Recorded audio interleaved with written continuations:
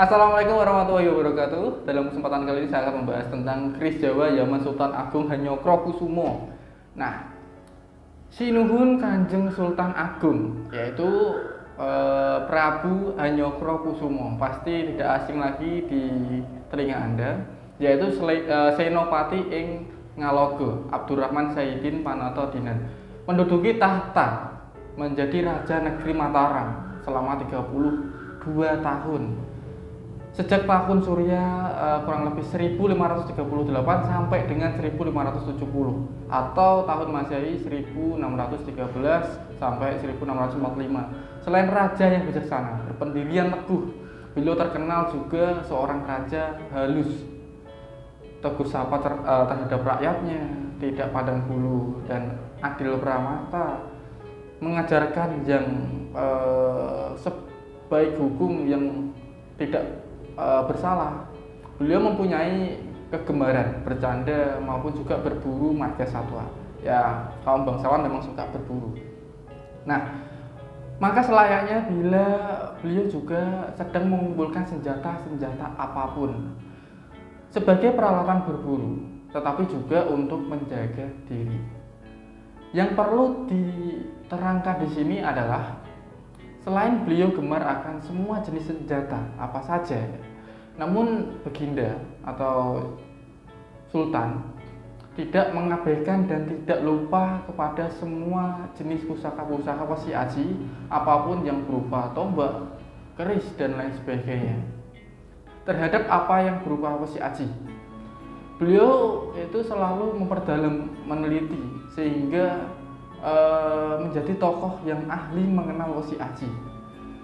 Nah, itu salah satu keunikan dari beliau.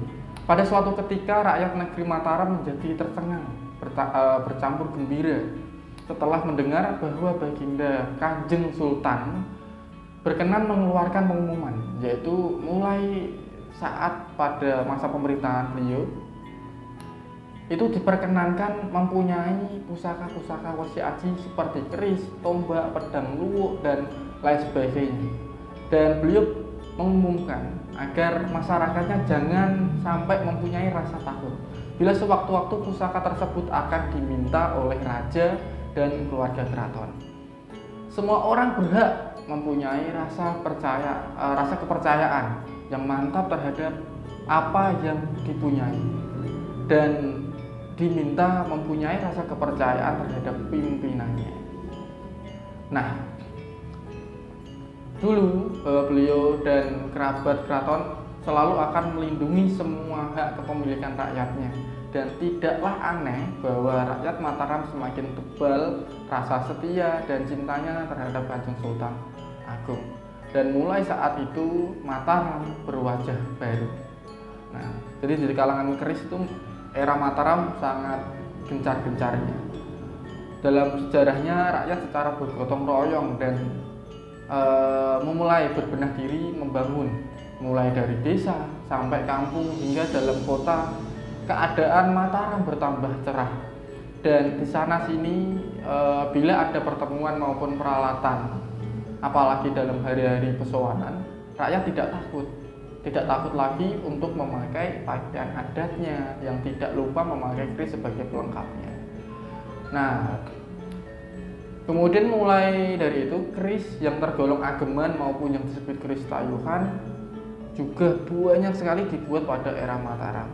Jadi tak heran jika di masa kini atau di era sekarang keris era Mataram sangat banyak sekali jumlahnya, sangat banyak sekali jenisnya ketimbang keris di era-era yang lain, baik Majapahit, Singosari, Kabudan, Demak, kemudian ada lagi Pajajaran dan lain sebagainya.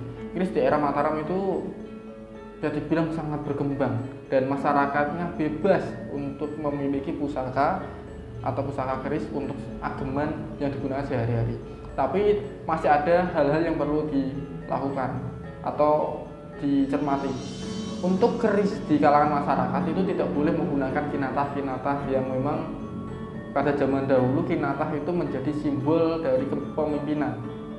Jadi masyarakat hanya diperbolehkan menggunakan keris yang polos atau keris yang tanpa kinatah.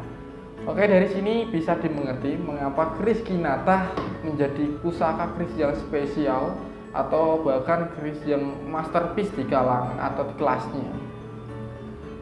Dan hal ini perlu Anda ketahui, keris yang masterpiece itu maksud saya Kinata itu hanya berlaku pada memang sepuh atau tidak dibuat-buat, ataupun itu baru dengan garapan yang halus, bukan baru dengan garapan yang kasar. Nah, sekian video dari saya, semoga bisa membuka hati pikiran Anda terkait wawasan yang mana berkaitan dengan keris di masa lampau. Sekian, semoga bermanfaat. Salam Rahayu, assalamualaikum warahmatullahi wabarakatuh.